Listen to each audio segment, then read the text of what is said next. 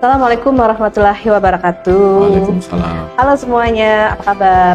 Berjumpa kembali dalam YouTube channel Sharing Pajak MNCo. Kali ini dalam segmen Bijak MNCo, bincang isu pajak bersama MNCo. Untuk hari ini, kita akan membahas isu perpajakan yang ada di Indonesia.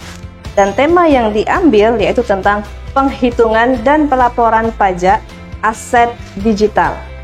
Baik itu berupa ada NFT, non-fungible token, dan beberapa aset digital yang sedang viral. Ada e-coin, ASIC, dan aset lainnya ya, digital lainnya. Kali ini saya ditemani oleh narasumber kita, yaitu Bapak Munur Holis. Oke Bapak, apa kabar? Alhamdulillah, baik Mbak Ana. Mbak Ana baik juga ya, sehat ya? Alhamdulillah Pak, sehat baik, ya. Oke. Terima kasih Bapak atas kehadirannya.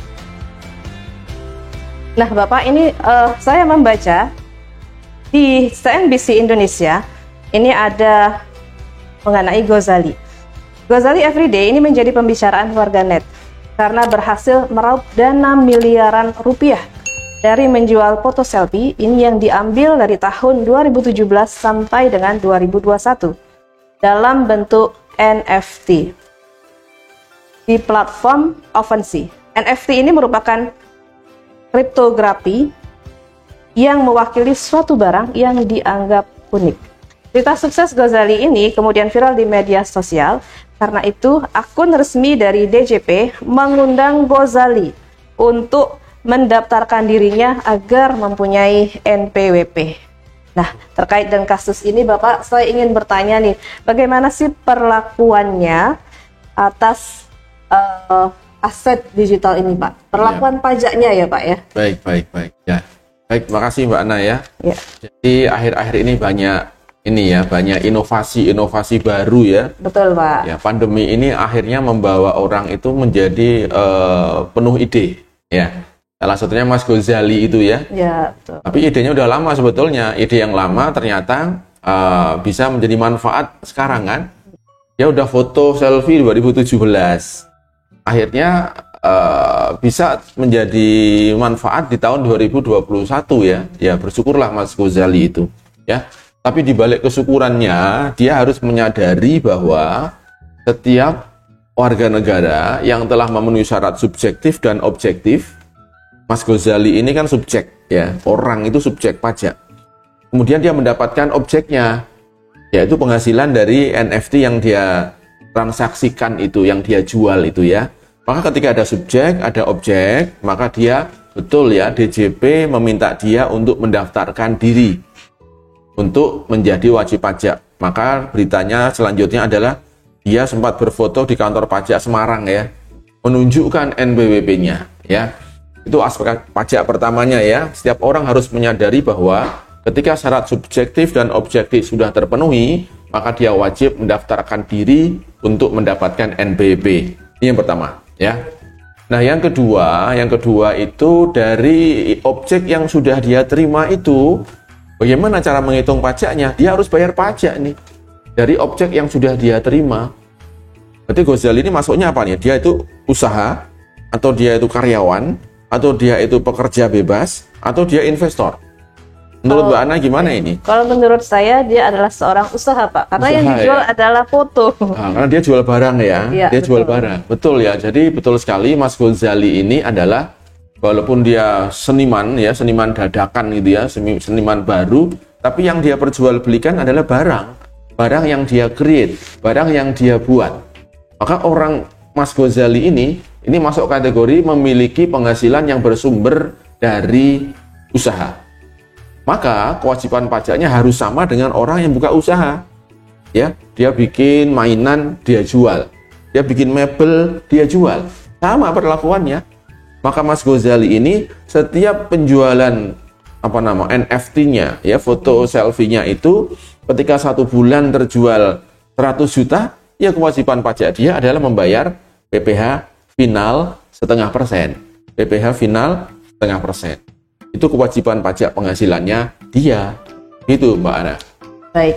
Berarti kalau ini semacam jual barang ya Pak ya, usaha tadi, ketika misalnya nih omsetnya sudah di atas 4,8 miliar, maka Ghazali ini berarti wajib untuk pembukuan ya Pak ya? Ya, itu pembukuan ya.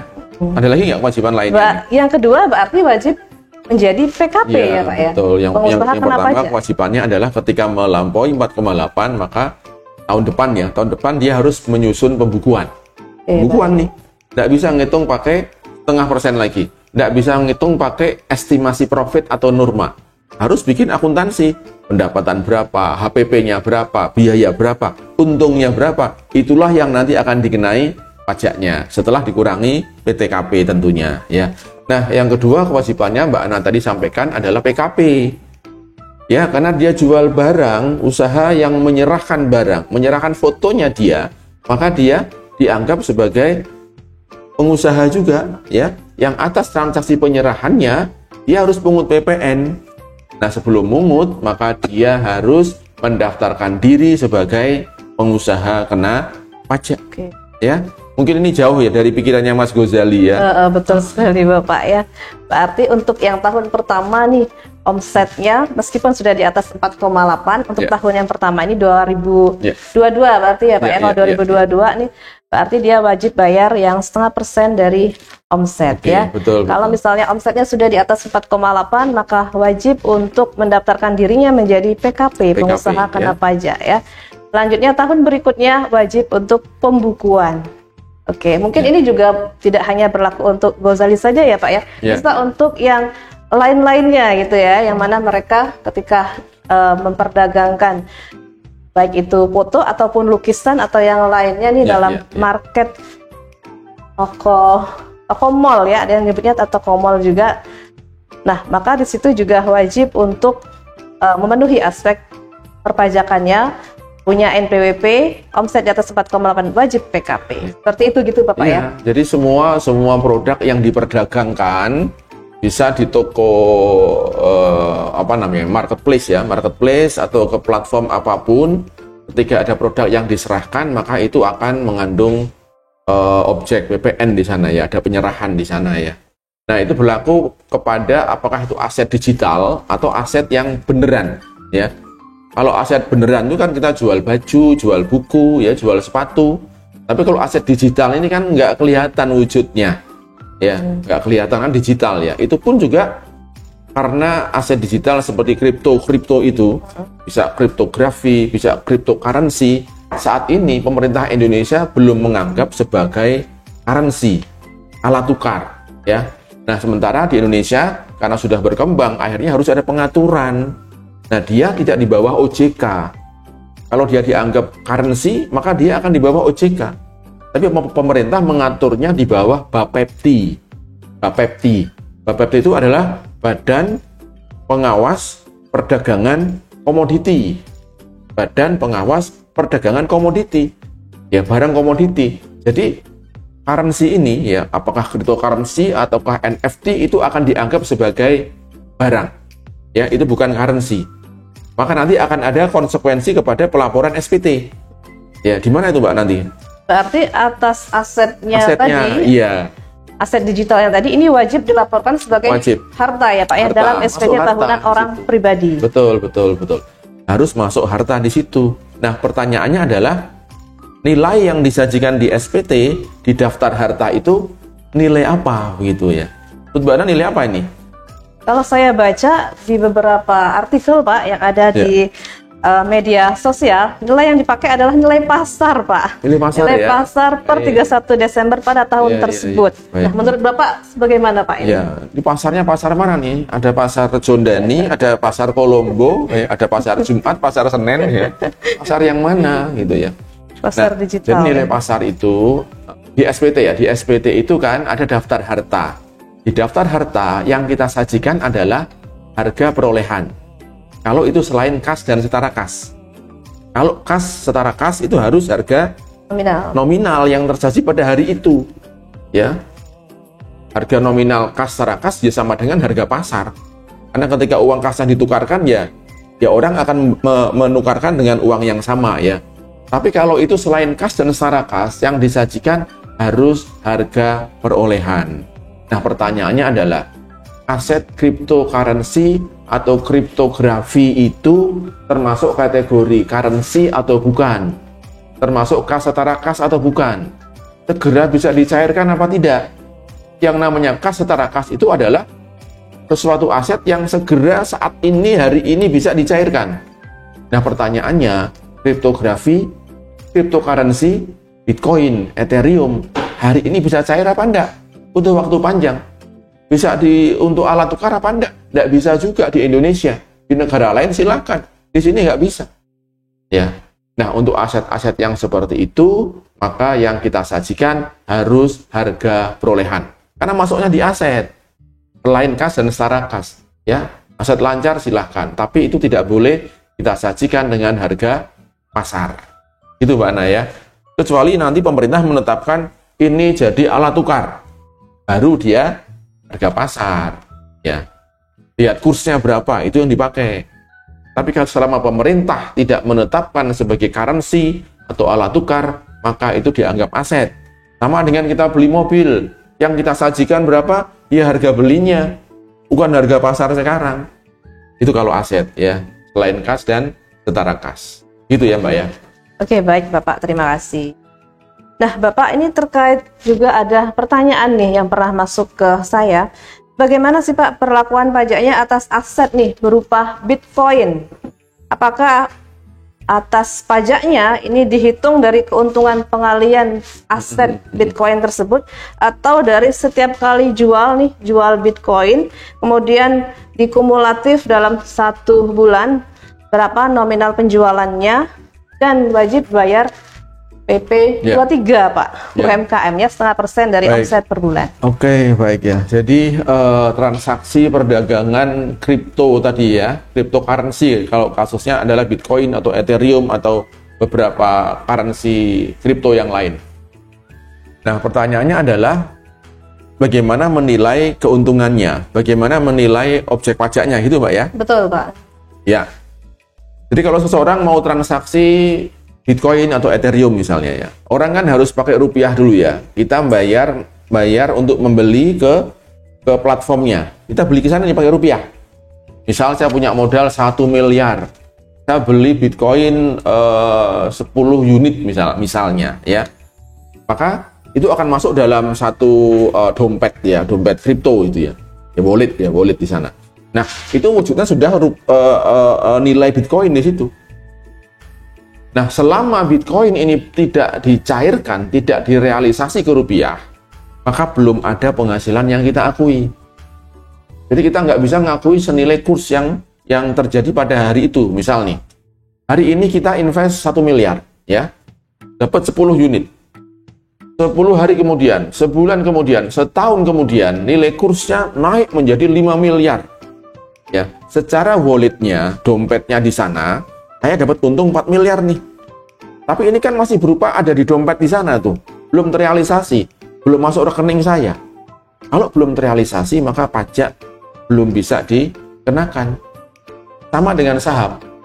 Ya, misalkan nih, saya invest saham di PT ABC. Ya, hari ini nominalnya 100.000 misalnya. Nah, ternyata di pasaran tuh sahamnya terus meningkat jadi 400.000 di pasar tuh. Maka saya punya keuntungan 300.000 tuh, capital gain per saham itu. Tapi ketika saham saya masih ngetem di situ, nggak saya jual, nggak saya realisasi, masuk kantong saya, rekeningnya, saya belum bisa mengakui pendapatan. Sama dengan itu treatmentnya. Ya, baik. Ya. Nah, kalau misalnya sudah terjual, Pak, laku terjual ini dapat keuntungan nih. Keuntungan, nah, ya. Pengenaan pajaknya ini apakah dari nilai jualnya? Bayar 100% dari omset ya, tapi kalau sudah di atas 4,8 udah nggak boleh lagi ya. Seperti yang tadi ya Pak ya, sudah wajib PPh umum nih. Atau PPh-nya dari labanya Pak, atau dari keuntungannya. Ya, jadi apakah itu dianggap sebagai penghasilan dari usaha, ya kan? Ya, betul. Kalau dari usaha kan dari laba ya. Ya. Laba, kurangi biaya-biaya ya. Kalau dia menganggap itu investasi, maka itu dari ya laba juga. Bedanya adalah kalau yang investasi kenanya pajak progresif ya. Betul, pajak progresif Pak. Kalau yang dia perdagangan, dia punya peluang untuk mendapatkan 0,5%. Bayar ya. pajaknya ya Pak ya, Ya. 0,5%-nya dari Walaupun nanti kalau udah lewat 4,8 tetap kenanya juga progresif juga ujungnya. Sama kan? Ya.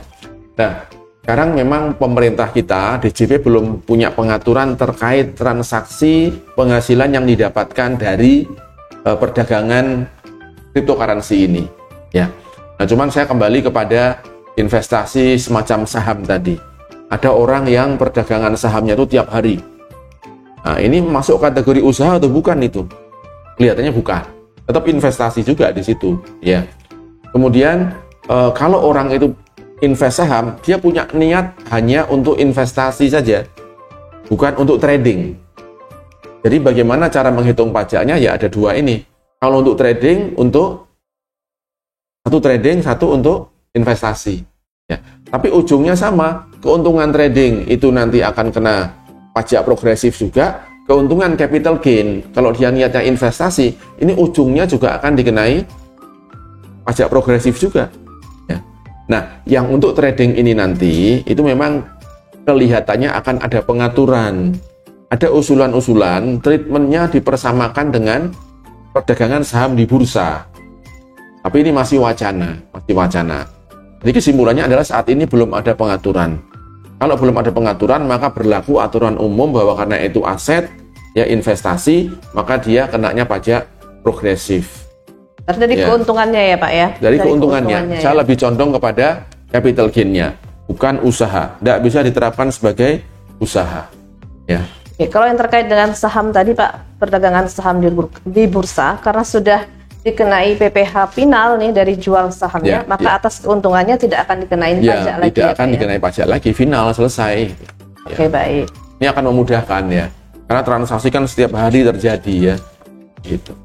Betul. Ya mudah-mudahan segera ada pengaturannya. Iya Pak. Biar nanti nggak pada bertanya-tanya ya yang mempunyai aset digital ini bagaimana nih perlakuan pajak ini gitu ya. Oke, kemudian terkait dengan peer-to-peer lending Pak. Ini juga ada yang bertanya nih. Nah, atas perlakuan pajaknya ini juga seperti apa Pak ini? Iya. Dan apakah yang aset peer-to-peer ini juga masuk dalam pelaporan SPT kita Pak? Iya, baik. Ya, ini lagi-lagi ya pandemi ini membuat orang itu punya inovasi ya. Nah ini peer-to-peer itu adalah transaksi antara orang sama orang nih. Orang punya duit dan orang butuh duit nih. Dipertemukan oleh satu platform ya, yang namanya fintech gitu ya, yang namanya fintech lah di situ. Ini platform ini, dia kayak maklar saja, perantara saja. Jadi ada si A sama si B, si A punya uang, si B butuh uang, ya diperantarai oleh si platform ini. Nah ini sebetulnya transaksi pinjam meminjam itu terjadi antara person dan person. Ya maka kewajiban pajaknya ya kalau person sama person nggak boleh motong PPh 23 kan di sana kan.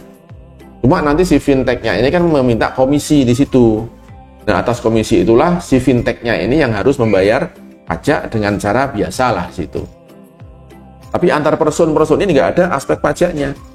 Selain yang meminjamkan karena dia punya interest dapat bunga, dia langsung masukkan di SPT-nya dia saja dan kena pajak progresif atas bunga yang dia terima. Itu penghasilannya. Lalu atas nilai pinjamannya, karena pinjaman yang dia berikan kan nanti akan kembali.